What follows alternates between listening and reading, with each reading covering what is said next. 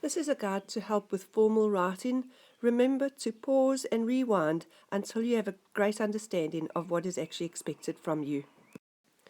The task is called Here's What I Think, so your voice must come through clearly. Have a look at a couple of newspapers and read through their opinion section to try and see the balance between fact and opinion. As we strive for excellence, remember that it's important that your ideas are well structured. That means have a real good look at your paragraphs and sentence length.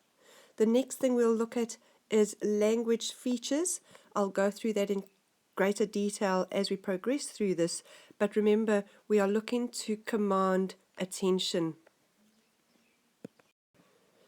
Before you choose your issue, I strongly advise that you think clearly about whether you feel passionate about the issue.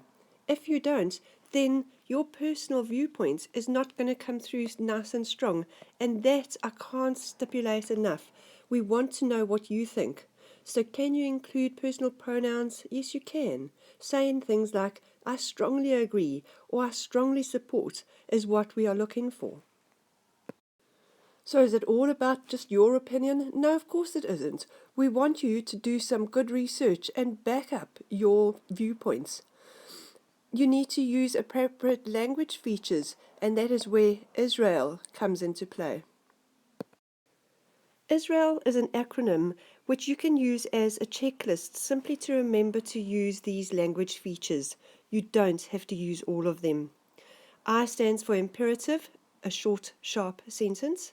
Statistics, rhetorical question, an anecdote, which is a personal story, example, and list. Remember, when we list things, they're normally in groups of 3.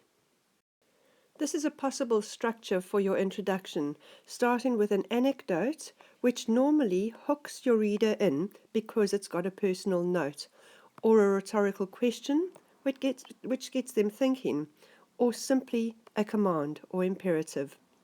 Remember, we want your opinion and we want what your 3 main points will be for your body paragraphs.